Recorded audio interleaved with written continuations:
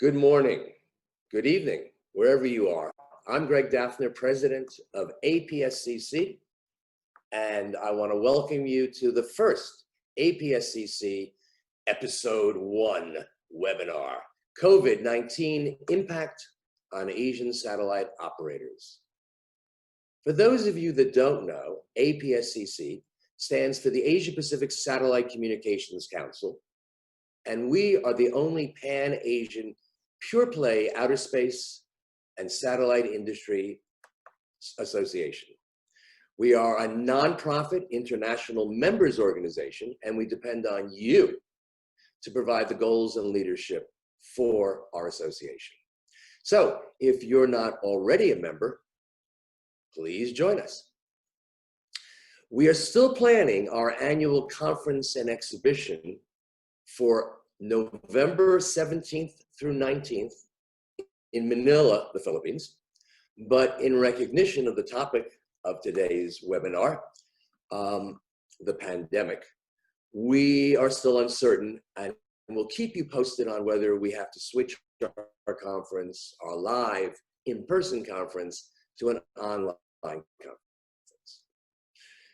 We will follow up today's webinar with a quick survey poll after the webinar, and stay tuned, we'll come back to you.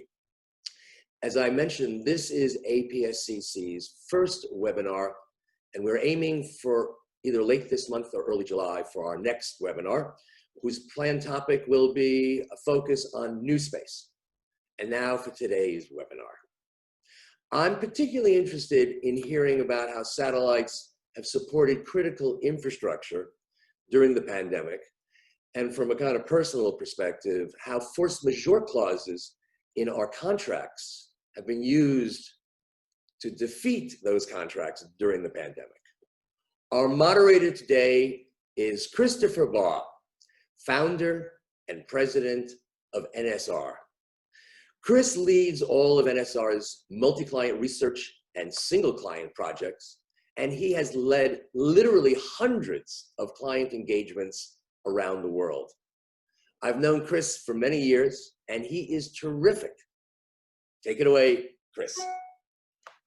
Greg, thank you. And thank you to the APSCC. It's a real honor, actually, and a privilege to be first here on your first webinar, your first virtual event. I've got to say we're extremely excited to be part of this. So this is a virtual event. We have great speakers today. The topic is on COVID-19 and the impact on the Asian satellite operator community, business, etc.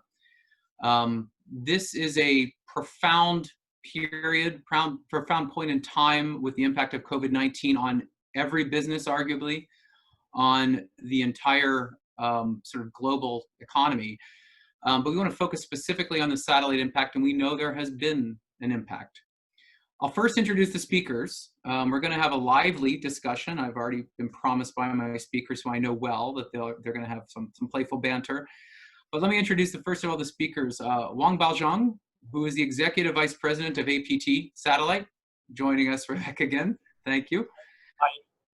We've got Nile, Suwansiri, Baugh, the Chief Commercial Officer of Thaicom. I've always known you as Nile, so thanks, Nile, for joining. Hi. Morning, good afternoon.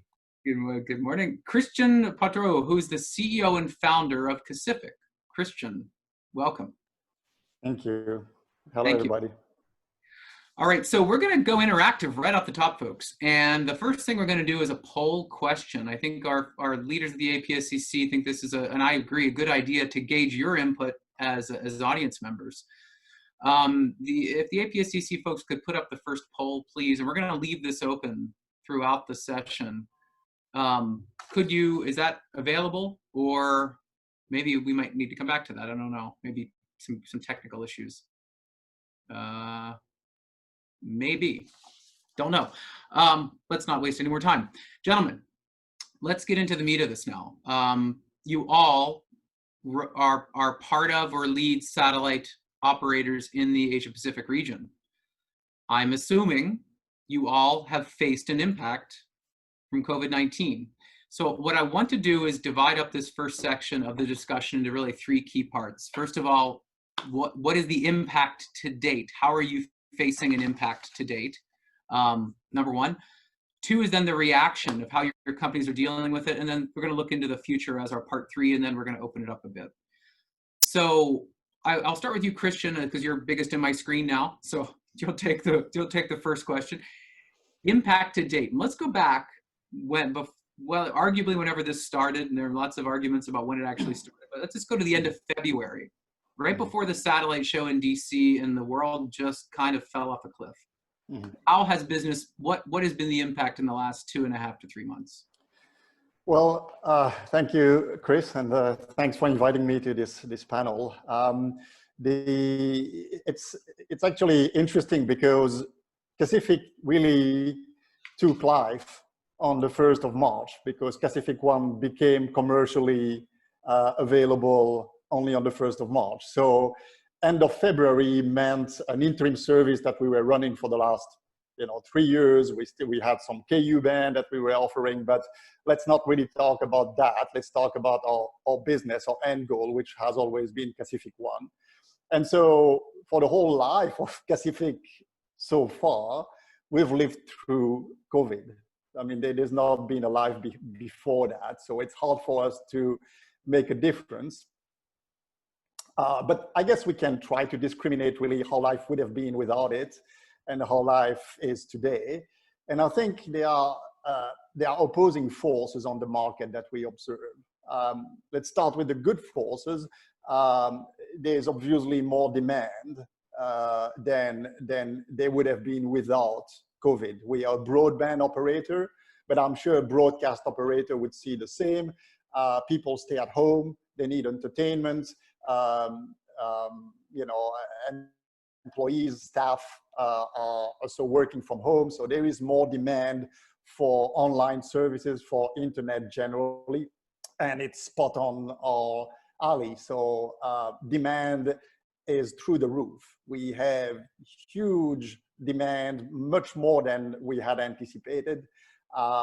We have through our website, through our resellers, through our partners. It is really staggering. Also because we are the new kids on the block, we're offering things that we believe are quite unique in our segment. So, we see an avalanche of demand for those services. So that's the good thing. Now, the not so good thing, which opposes that force, is the impact on economy, is the impact from the lockdown, generally the kind of gloomy mood that you have throughout different type of customer segments. So in terms of economy, of course, some customers, such as those that live in countries that depend heavily on tourism, for instance, are heavily affected. They have cash problems. They don't see the future as being very bright for the next year, potentially 2 years, potentially more, depending on how deep this will affect the economy. So yes, those customers asking for some relief, asking for some flexibility on those contracts that we have with them. And, of course, we are trying to address that. The other part is everything that's due to the lockdown, which is directly affecting operations. So how fast can we deploy? Technical teams needs to have a special pass to go through the different lockdown checkpoints in certain countries that are more, it's enforced more than in other countries. Even to reach our teleports or troubleshoot things on the ground, it would take sometimes 10, 20 times more time than we would have anticipated if the lockdown wasn't enforced. So yes, that is affecting us directly. And the last bit is, the gloomy mood. So people don't really want to commit to the long term. When we are trying to court customers to get good deals for long-term commitments, people shy away from that, whether, large telecom operator or large corporations, they just stick to what they have today and are very, very careful about the future. So they are mitigating elements that we can talk about later, but this is really what the landscape is today. Okay, so it's interesting, you made a good point, which is whenever your satellite entered commercial service, this is the only world you've ever known. It's kind of it's kind of for better or worse. So I hate to say it, but business as usual. But so just to paraphrase, I'm going to turn to Nile next. Nile, I want to get your thoughts. So a lot of demand. The demand is there, minus the gloomy mood. But this becomes an issue of, okay, just paying the bills, and also just maybe a logistics issue of, whether it's installations, tech support, anything that goes to it. So those are some unique issues, and you serving a, rural broadband, remote broadband play, connecting schools, connecting hospitals, those types of things. Very interesting. Niall, on your side, not to agree, but anything you could add to that? Anything that you're seeing, maybe a difference of opinion? Are you seeing, maybe video, what do you see? Hi everyone. I think we see a mixed bag, both opportunities and challenges. And to add on to Christian, I think first and foremost, because we weren't born in the time of COVID like Christian was, right? So we have long-term operations. So I think what happened at the beginning, and first and foremost, we had to secure our operations and our infrastructure and the safety of our staff. So I think that was the focus at the beginning, to ensure. And in Thailand, satellite infrastructure is basically deemed as a critical infrastructure. So we have to be really extra careful about the how we man our staff and who gets into our buildings and things like that. So right now, everything is okay on that front. In terms of the business, just like to add that counterintuitively, people think that people are at home more, watching TV more, business should be great on the video front. But what we really see is that yes, people watching more TV, definitely watching more TV than before. But the challenge, especially in our group of customers, which are mostly free to air, is that they rely on advertisement revenues and also placement ads. And although viewing time is up, but the pool of advertising revenues have gone down significantly. And those that are left are mostly being moved online, because people are buying stuff online and things that are not critical to products that are not necessary at this time, like clothes and fashion, things like that. I mean, no one's going to advertise during this time, right?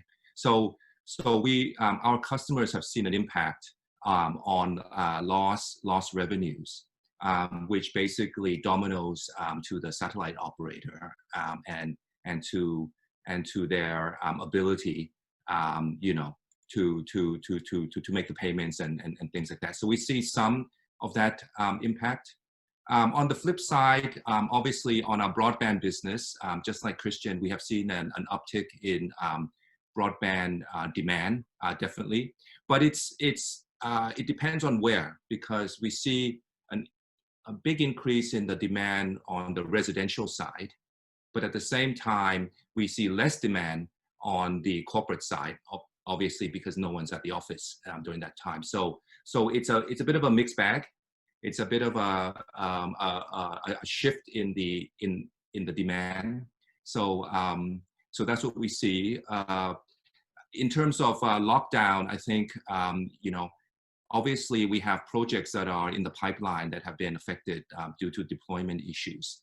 I think that's the challenge that we have, but we can't really do anything about it. I mean, each country has its own laws regarding movement of people during COVID.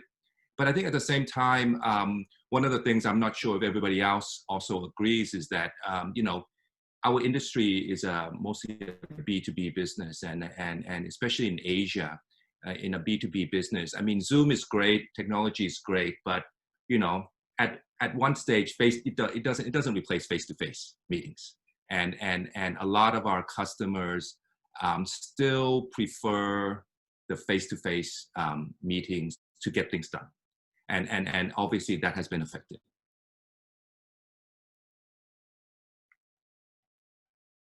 So yeah, it's interesting, the advertisement angle, Nile. That's an interesting one, because I know we've seen globally with sporting events down significantly, you know, here in the West or elsewhere, such an impact. But you're right, the knock-on impact of free-to-air, that's a very, very important angle. Excellent. So we're going to come back to that. I have a few points to raise out of that. We're going to real quickly to the introduction. Huang, Baozhong, your thoughts, anything to add to that? Agree, disagree? Are you seeing maybe, I don't know, we'll get to optimism somewhere. We'll get to that. Not yet. We'll get to, what do you think? Okay.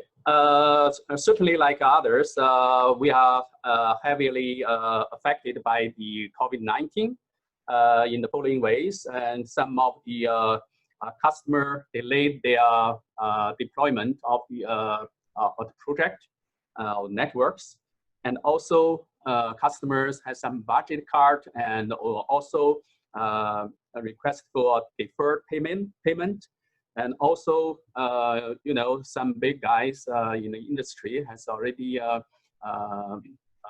know, sought for Triple 11, and this is also have some impact on financially on us.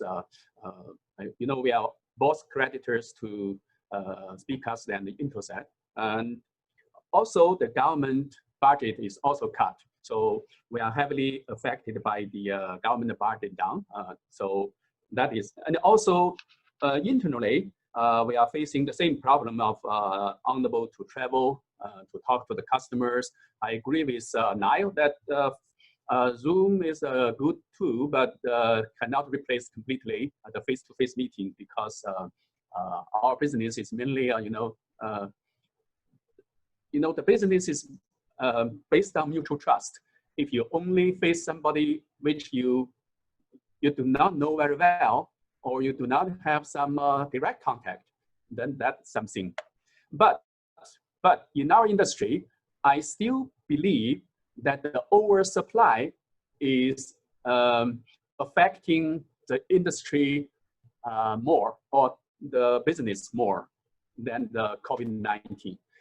If you look at the recently published financial statement from the several operators, you can see that the oversupply is already affecting our business margin heavily. So not only for APT, but also for some other operators. For us, the effect of COVID-19 is not so severe compared with the oversupply, because we see dramatic price down, and we see some demand may come in, but with very, very low margin now. Okay. Okay, very interesting. So oversupply, that's kind of, you're throwing a total curveball to us now. We're talking COVID-19, and we could actually take an off-ramp to oversupply. Let's just pause there for a second. Gentlemen, Nile, Christian, oversupply? Do we have an oversupply problem too? I mean, is this just like a mushroom cloud getting bigger? COVID, like anything, making things worse? Is this an oversupply problem too we're facing? I'll go, but no, I mean, we wouldn't have launched a satellite and prepared this in our segment if we thought there was, and nobody would have invested and wouldn't have gotten the type of financial support that we have gotten for satellite if there was an oversupply or potential oversupply in our segment. There are many different segments in the satellite industry. There may be an oversupply on the broadcast side. I'm not sure. It's not really something we're focusing on, but in broadband and in our segment of rural broadband, developing countries broadband, there is definitely none of that. Not an oversupply. Okay. And Nile, you may, yes, thumbs up or thumbs down. What do you think? Yes, definitely there's oversupply, and I think mostly in the broadcast. I think in the broadcast business, because in the broadcast business we don't see growth that are filling up the supply. So yes, we see that, but at the same time, I think each of the operators have to find their recipe and live with this oversupply for a while.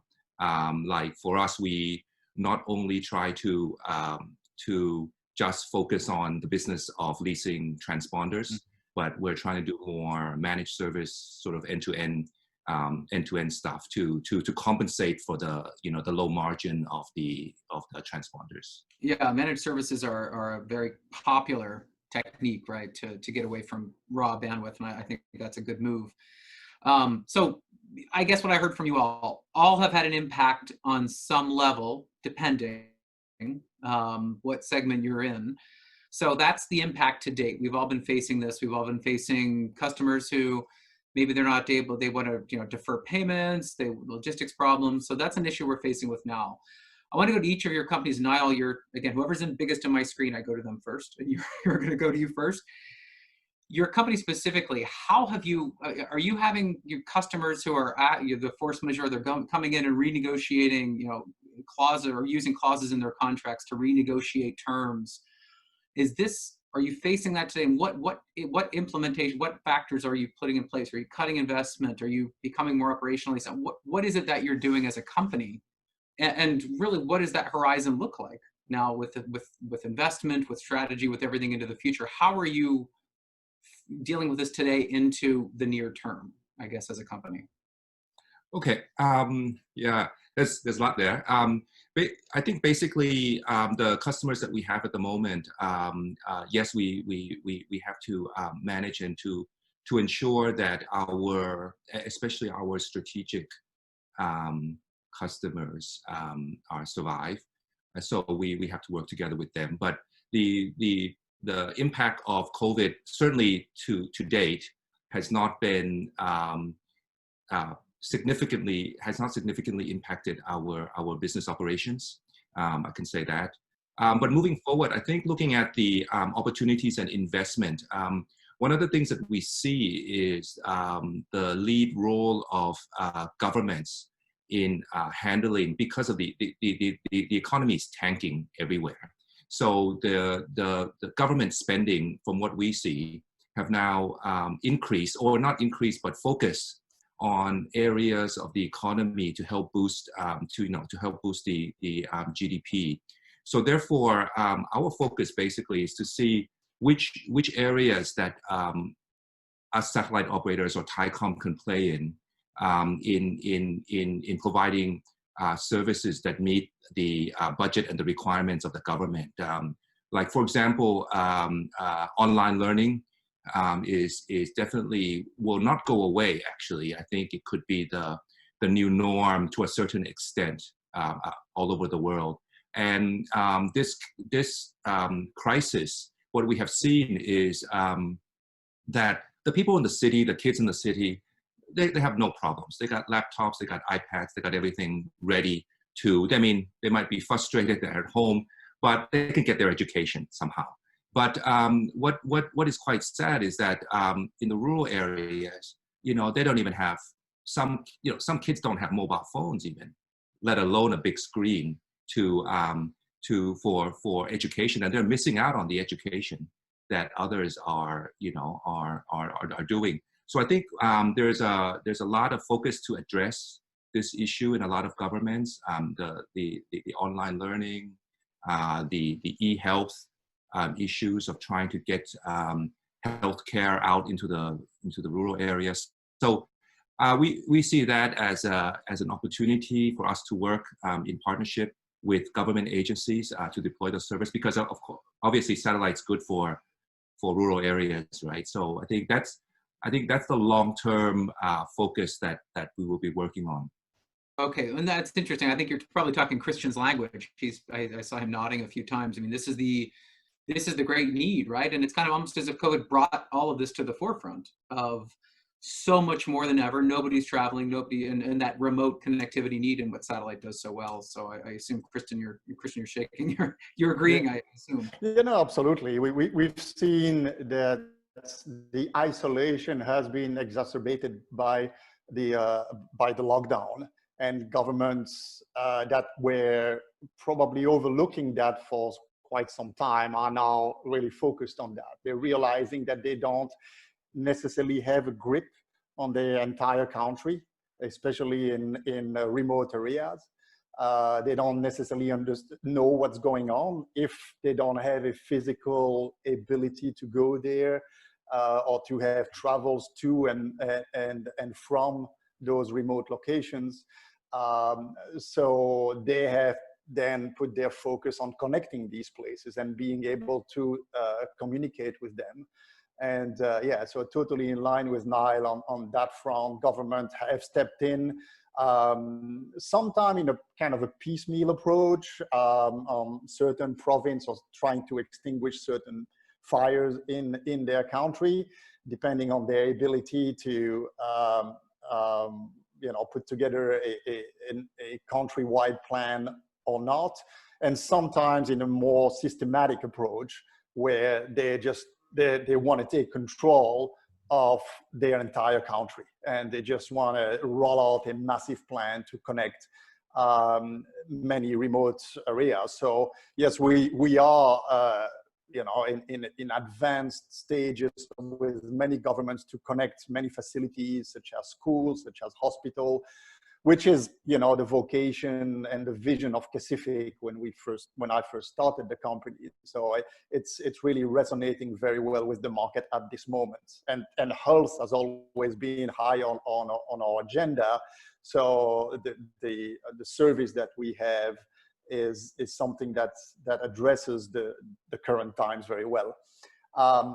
But beyond that, in terms of reaction from within, from Kacific, what did we have to do to adjust our business model? I would say that we had to become more flexible. Yes, some customers came to us and, like I said earlier, we're struggling, and we had to become more flexible with the existing contract and try to renegotiate certain things. We also had to be more flexible in order to get new contracts, ask less commitment, for instance, or try to package our bandwidth differently. Something that would require less of a headache for customer to take big chunk of bandwidth and fragment it themselves. We've come up with a product we call Gig Starter, which is it's basically internet subscription plans that we give to our resellers, and they just on-sell that. And the minimum commitment is just one site, basically. So this is a deep shift in our business model. Also trying to invest ourselves into Wi-Fi hotspots alongside ISPs. This is also something that we're trying to do. So anything that gets us closer to the retail market without really doing retail ourselves is something that we've seen beneficial and that we've undertaken. Of course, it throws the whole business plan off balance a little bit, but the advantage of a company like Kacific, a young company, small company, is that we can be flexible. You're on mute, Chris. So hearing managed services from Nile, hearing closer to retail, for you, it seems like a very common strategy as well, I guess, that we're seeing, it's just a sign of the times, maybe. I don't know. I kind of look at COVID from an analyst perspective. It seems like it's just taken trends and put, it's a fire and thrown gasoline on it. And it just kind of exacerbated or pushed forward these trends. And there are more macro things that we'll talk about and get to perspectives in a second. It just seems like maybe the development pace is happening faster because it has to, right? You have to adapt. You have to be more flexible. Huang, what do you think? Anything to add to that, or do you, before we shift gears? We do receive some requests from customers, try to exercise the force majeure, for example, the Panasonic, but not many. Most of our customers, they are still honoring the contract, but only ask for some support. For example, the deferred payment due to the lockdown of the government or the banks even. And also, we hear somebody asking for a renegotiation But normally with reasonable terms, for example, they are willing to commit with a longer period and in return for some short period COVID-19 affect periods, price down or something like that. So we do have some examples.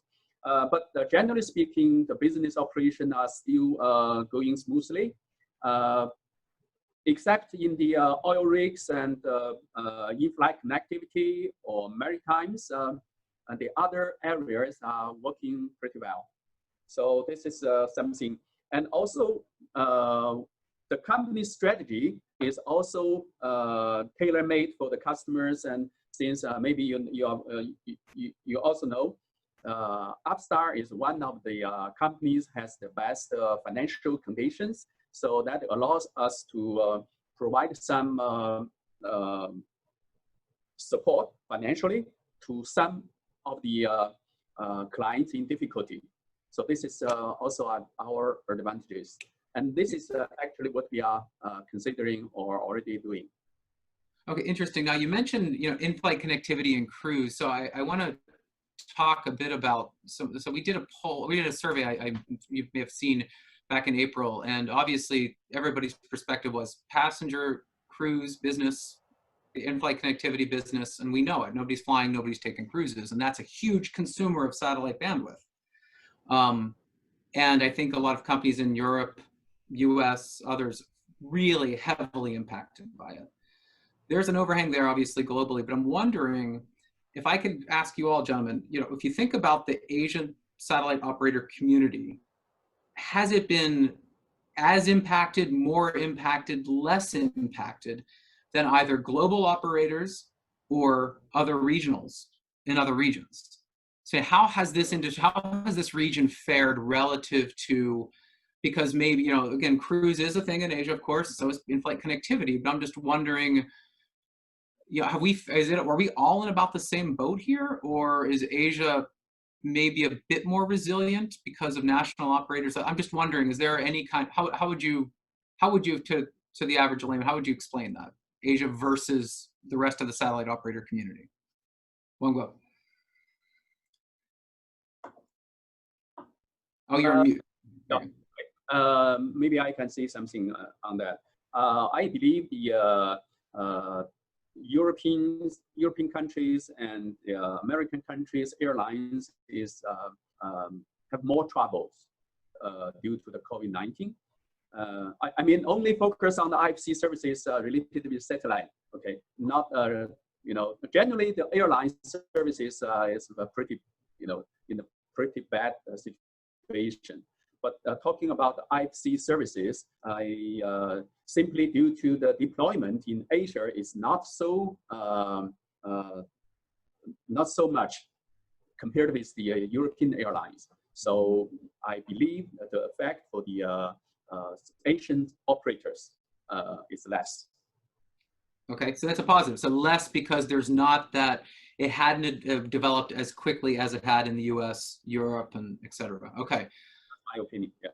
Niall and Christian, would you guys agree, disagree, or what do you think? Are we in about the same boat, better, worse position than the rest of the operator community?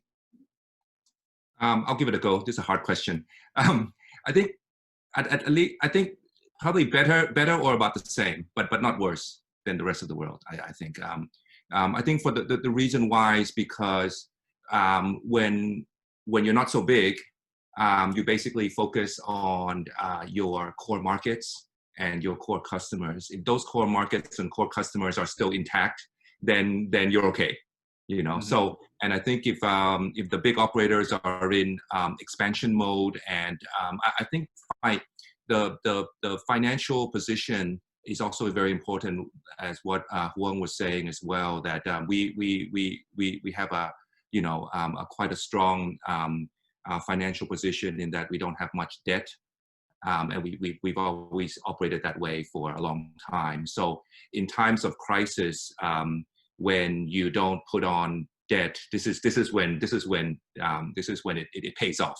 I mean, people are saying you don't put on debt, you're not taking advantage of the financial instruments, but actually during these times is when it really pays off, that we don't have to worry about bankers and lenders and also operations at the same time. So I think financial strength, and if you're not too leveraged, you have a better chance to go through this, to get through this. But I think the global operators who have been highly leveraged and not stable in the first place, even before COVID, as we see, this actually sort of accelerated, the problems they had even before COVID. Interesting. Okay, we'll get to that point. It's a great comment and great perspective. Absolutely. But Christian, last call. What do you think? Better, worse? Yeah, even? I would say about the same or better. The reason is that the operators and the way Asia function is more fragmented. So you have smaller operators that are more regional, more focused on their own market, and not those global behemoths that are suffering because they are over leveraged, for instance, or also because Asia generally is a developing world at large. So if you miss a few points in your growth, or even if you stagnate or you grow a little bit, you still grow, and you have cut down, you've taken a little haircut compared to what you were expecting, or even severe haircut. But if you compare that to the developed world, that is saturated, that is not growing very much other than just inflation. If anything that resembles a downturn is a disaster for these markets. So it heavily impacts them. And for some reason, you've seen that for quite some time. And after the COVID hit China, it deeply hit first Europe and then the US more than any other part in the world. Now it's kind of moved on to South America, but you really see like the symptoms of almost a depression, looming at the horizon, that I think are affecting those developed markets a lot more than Asia. So everything compounded, I would say that we are probably better.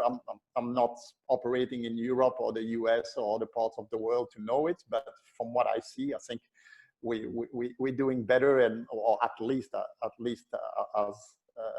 same. Yeah. Okay, that's a good way to put it. I would absolutely agree. I think you're right. I mean, if you're looking at the growth story in the West, everyone looked at IFC, they looked at these markets that took them so far, and you're right. And then when it fell immediately. I mean, I don't think there's ever in economics 101 bit is any kind of market call that went like this. I don't think anybody, we're prognosticators, there are others that do our job as well.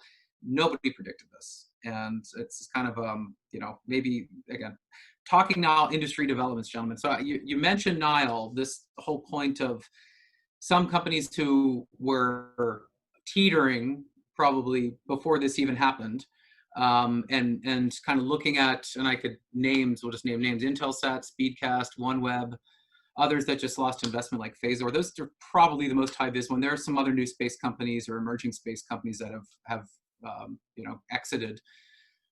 Was COVID the straw that broke the camel's back, as they say, or was this inevitable? You can pick and choose. Pick a case study in any of these. Intelsat kicking the can down the road for as long as they've been doing it. We can argue about OneWeb's business case, and now they want 48,000 satellites, which makes sense, I guess. Any of these. So pick one of these, gentlemen. Was this just a matter of time, or was this going to happen actually, or did COVID really? Would these companies still be around without Chapter 11 or exit today if it wasn't for COVID?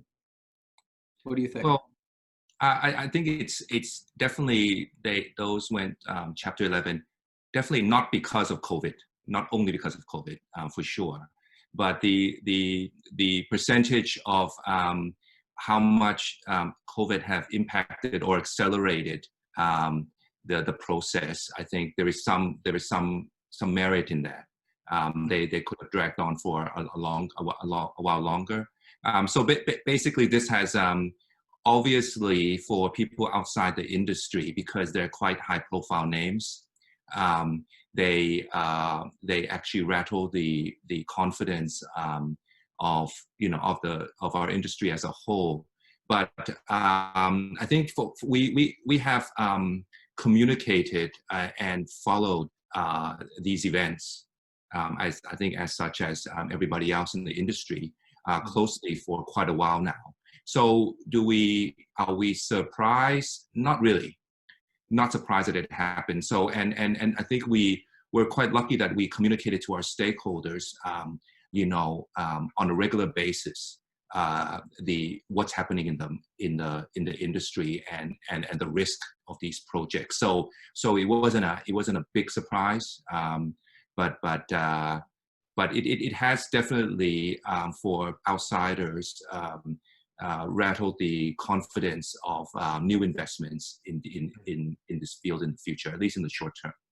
Okay, so there has been an impact on investment, I think, of course. And I think we've seen that for emerging space, and maybe you're saying you're in a better position than most because debt is not so much of an issue. But yeah, I think it is an absolute rattles the confidence. You're absolutely right. Others, what do you think? Do you think we would still have these companies existing commercially today if there was no COVID? Or I don't know, who wants to take the first? Go or next. Okay. I totally agree with Nile that even without this COVID-19, companies like Intelsat or Speedcast definitely will cannot continue like this. If you look at back that even as early as in 2016, in March, they have already the same issues because at that time they have already accumulated debt of over $18 billion. So the debt to equity, the debt to EBITDA is more than 9.5 times. So everybody knows that it is not going to be sustainable. So with that high debt. So sooner or later, but even today, if you look at the financial status, I guess Intelsat has already made it very clear also that the going to Chapter 11 is for the sole purpose of getting finance for the C-band trade with the FCC, not because of the some other issues. Okay, no, was really the only move that could be made, frankly, to continue onward. So it makes perfect.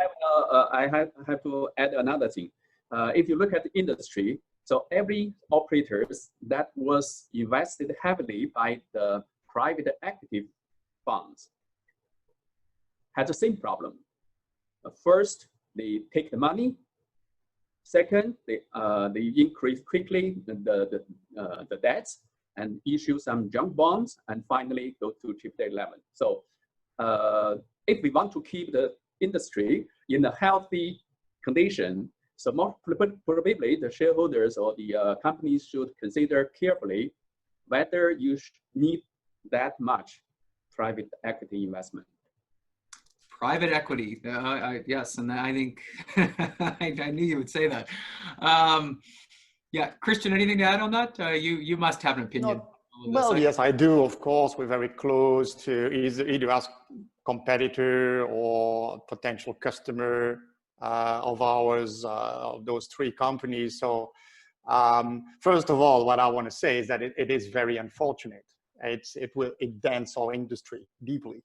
I've been there for almost 6 years, well, 7 years, raising money for this industry. And so I know for a fact that many investors or potential investors were still reminiscent of having invested in Iridium, back then in the 90s, and having lost money and feeling that the satellite industry was not an industry they would ever want to invest in.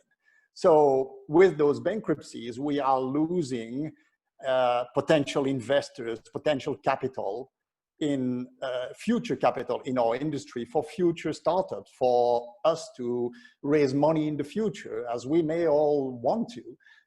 And it's very unfortunate. This is something that, you know, we should not rejoice to lose potential competitors. You know, Baozhong mentioned that they have stake in those, so there's a domino effect here in those companies, and it will all hurt us. So that's one thing. Other than that, yes, it's true that when you look at, you know, Intelsat or Speedcast share price over the years, and in 2019, where, you know, nobody had heard of COVID-19, their share price were already tumbling down, right? So I think it was inevitable. So I don't really have much more to add to that. For OneWeb, they were in a fragile state. They had just launched satellite. I think they needed many more satellites, a lot more to achieve their plan. And they obviously needed to raise more capital. So they could have raised more capital, maybe from their existing shareholders, but, you know, the recession looming at the horizon, all the trouble coming from COVID, you know, quickly made all these potential additional dollars disappear. You know, nobody would want to invest in companies that would, you know, absorb billions of dollars, need to absorb billions of dollars. Times have changed dramatically and over a very, very short period of time in the finance industry. Okay, so let me ask this then. So thinking about the state of the industry at the moment, and this is the beauty of the satellite market, that we're small and we all talk to each other a lot. There are no real secrets, for better or worse. You don't have to name names, don't name companies, but do you think there will be more high-profile exits or bankruptcies? Are they looming? Do you expect any more? And maybe in Asia, I don't know, but do you think, is this that trimming of the, you know, the first layer? Do you expect, are you hearing, do you anticipate anything else happening, say, in the next 3 to 6 months on this front?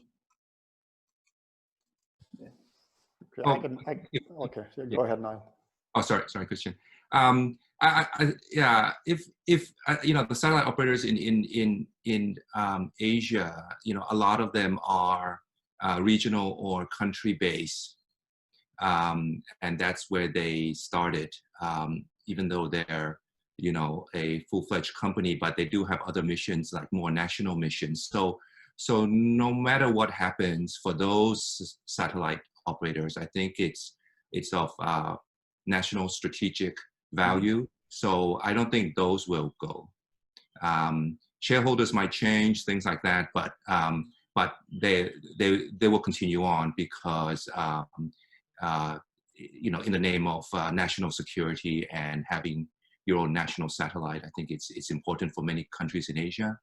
For those companies that don't have a national flag or a core market, then you have to look at the finances, and I think that will, you know, that will tell whether they will survive or not. Okay, so it's in definitely the details, of course. Christian, you were, I think you were gonna, yeah. Yeah, so I think it all depends, right? It depends how long, what is the real impact of COVID, because there are deep ripple effects throughout, you know, the whole value chain. And so what markets are really going to be affected, how deep they're going to be affected, is it going to turn into a full-on recession or depression? You know, it's how far is it going to go, and how far are governments willing to kill their economies to save lives? You know, so it's really what's in the balance here. It's whether governments want to continue the lockdown and continue letting their economies free fall, or, you know, reopen everything as it's happening now. And of course, COVID is going to pick up again. People are going to lose their lives, but on the other hand, it's a hard choice to take, because letting the economies free fall is going to kill people as well. So that's a hard trade-off, of course. So it depends on that. I think, you know, yes, potentially you will have more bankruptcies, fragile companies, over-leveraged companies. At Kacific, we were lucky to raise a lot of money from strong backers. We have, among our shareholders, we have deep-pocketed tycoons and family offices. So we can tap into that if we want to. And we were lucky to raise a substantial amount of debt from institutional lenders, credit funds, that gives us a substantial cushion.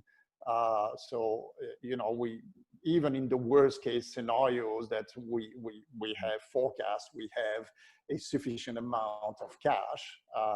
So yes, of course, eyes would be turned on Kacific because we are young, and but we've prepared for this kind of thing, and we were lucky to be at this stage, to have just launched the satellite, to have this amount of cushion that we have built in there just in case, and to have all this fresh cash that has come in the company that will allow us to, you know, kind of dodge the bullet.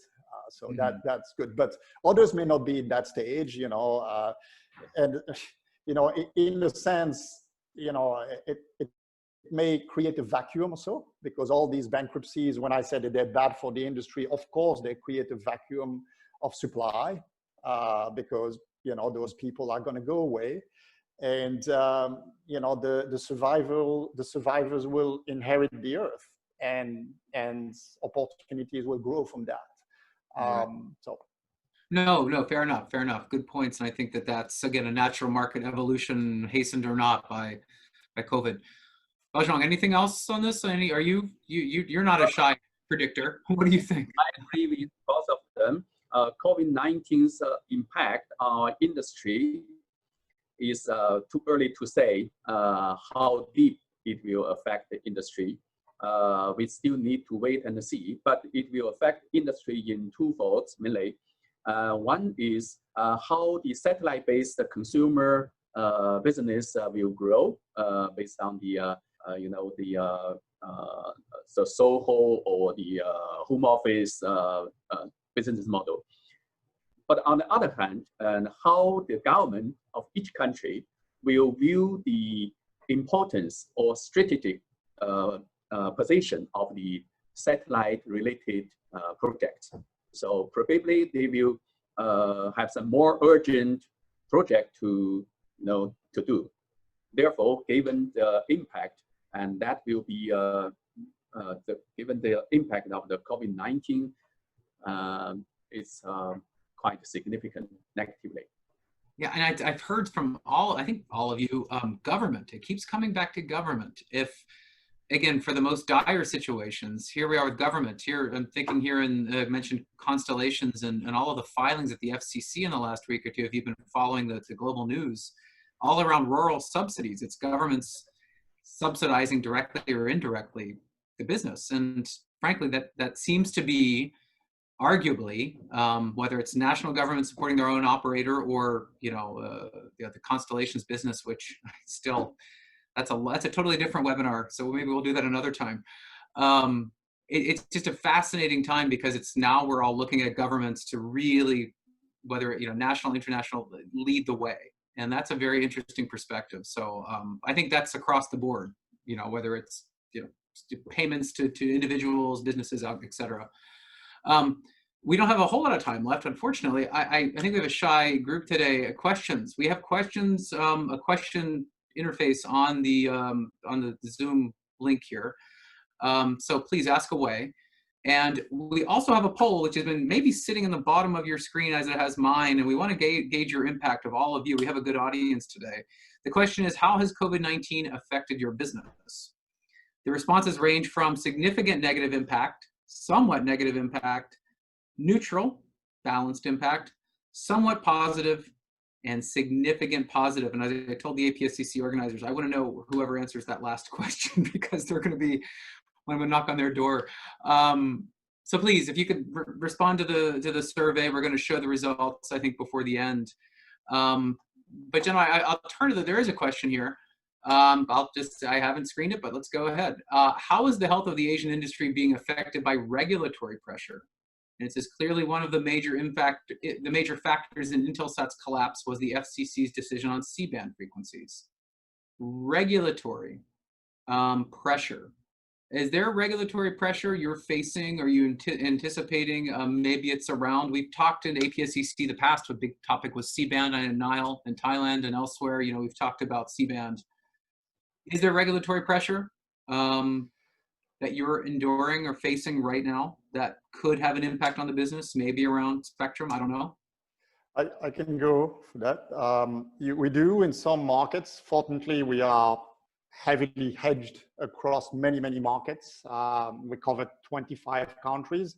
And in terms of regulatory pressure, there are two opposing considerations. One is that, like I said earlier, governments have a strong desire to go and connect their remote communities.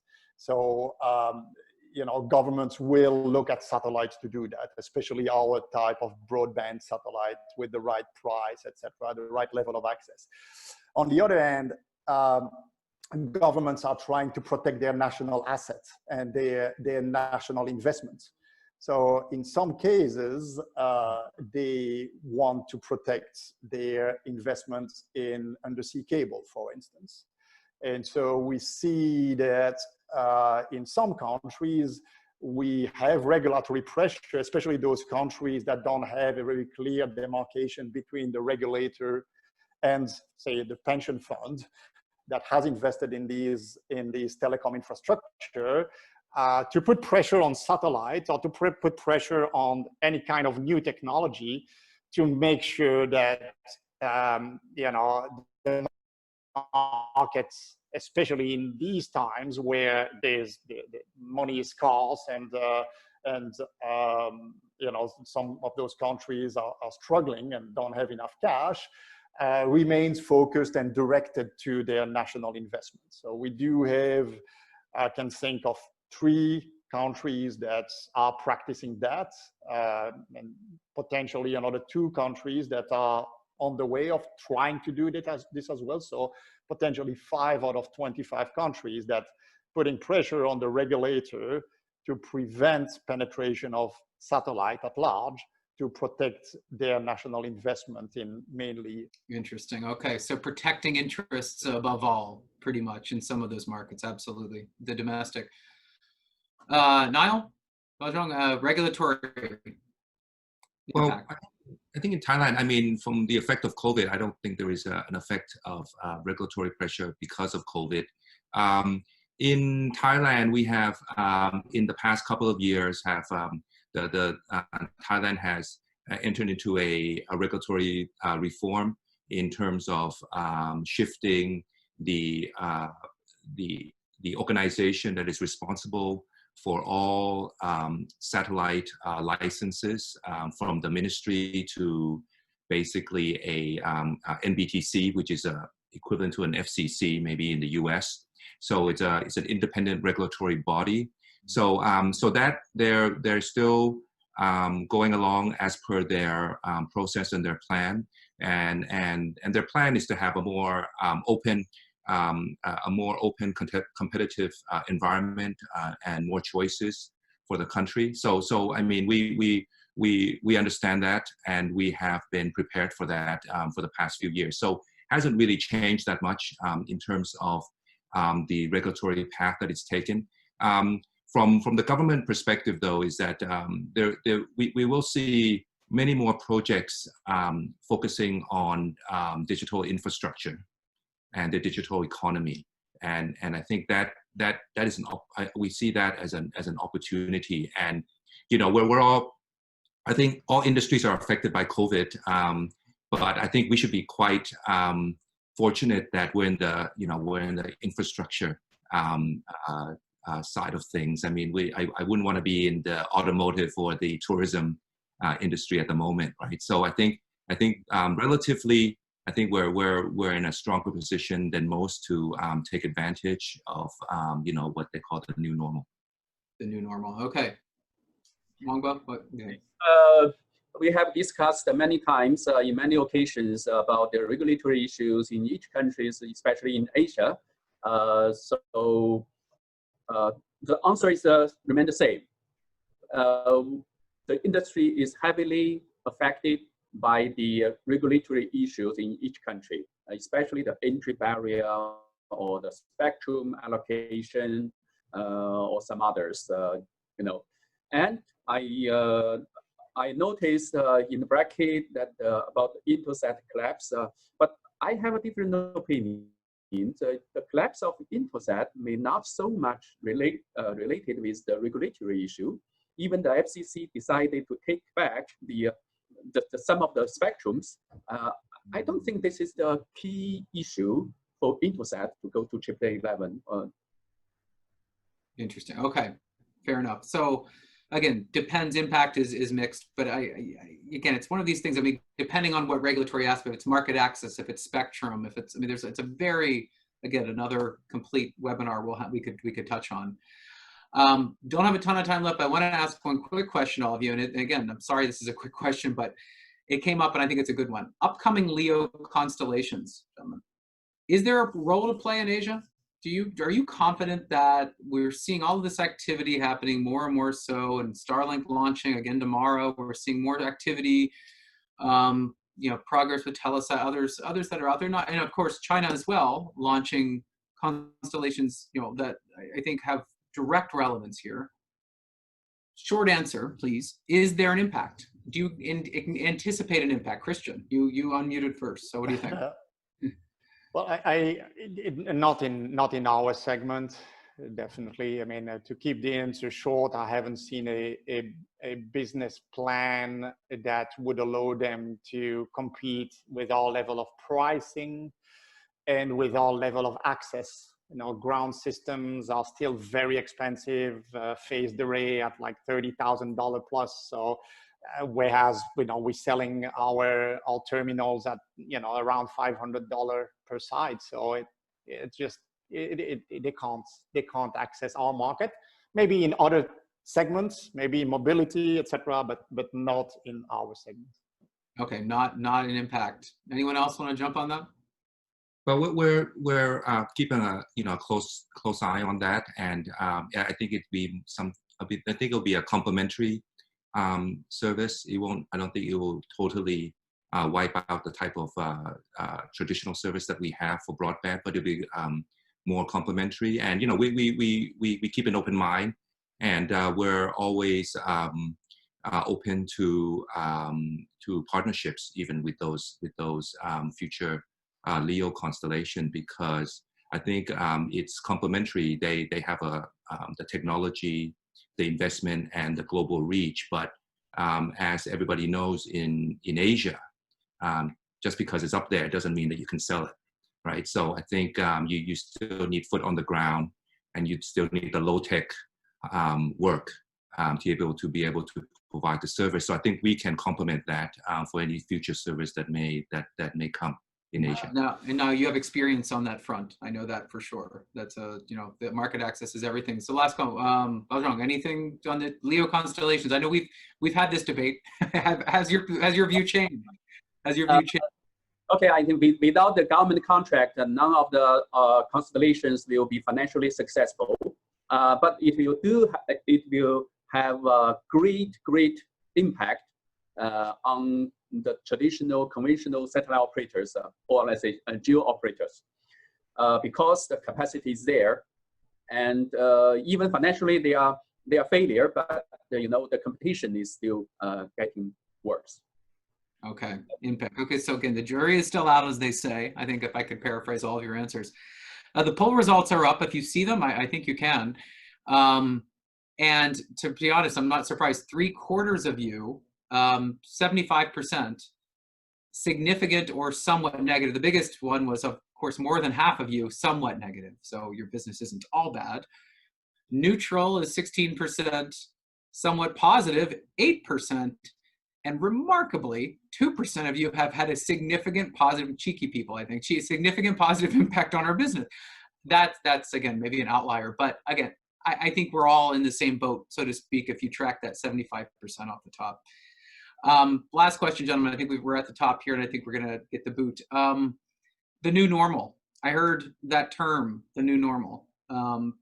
And I get asked that question a lot with our clients and in the industry in general. And I have a hard time sometimes. It's hard. I've never, in 20 some years of being an analyst, never had a more difficult time than now.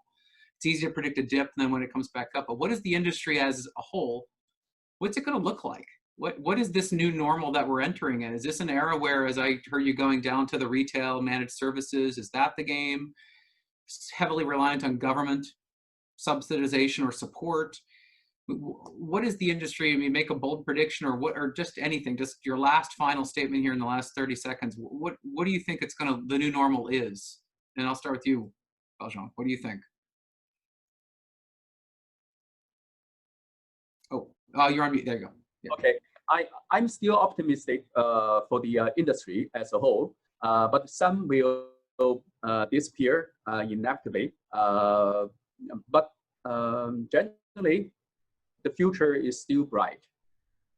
In short. Okay, so you're one of that 2%. Good, that's good. Positive is good. I agree with you, and I agree with you all, gentlemen. You've said this is a unique region in our industry based on the dynamics of it. And I would absolutely agree with you.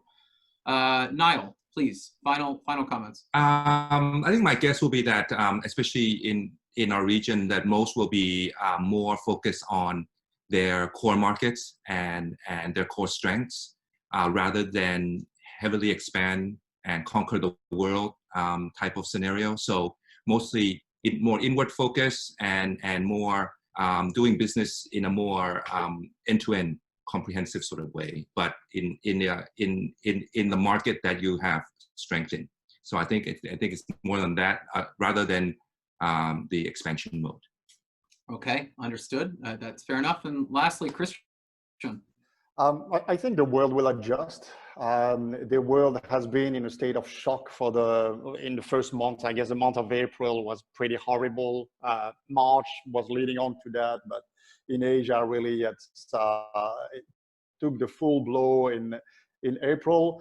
We've seen that in May, things are picking up. People are adjusting to the new model to try to work with their supplier, with their customer. Those who will not adapt or adjust will disappear. And then the world will adjust again without them. But again, I agree that the future remains bright. There is nothing fundamental about our business, about our industry that has changed. It's just the business models have to adapt. Maybe shorter contracts, more flexible, more package contracts, more managed bandwidth type of deals. But yeah, eventually, I think the future is bright. In a year from now, maybe there will still be heavy effect of COVID, but our industry will have adapted. Interesting. So this is how you end a session like this, positive, all three of you. And I think that's remarkable, considering as I took depression and gloom. I mean, I'm typing all of these words, taking notes. I want to give you all credit. I mean, we're all in this together as an industry. And I think, we're facing tough times, but you're absolutely right. We're hopefully resilient, and we've been around a long time. This is not a new business. So we'll be around a lot longer. So I want to thank you all. This has been remarkable, excellent. We're now pros at this. Thank you, APSCC. The first session is done and dusted. Thank you for your poll results, your questions. As I can just mention on the APSCC, we will have more of these online webinars coming. Look for those. I know Greg and the group, Chris and Slaughter, the rest will have those. So look for more of those later into this summer and onwards. But again, gentlemen, thank you for your time this morning. It's been a real pleasure. And have a great day. Thank you all.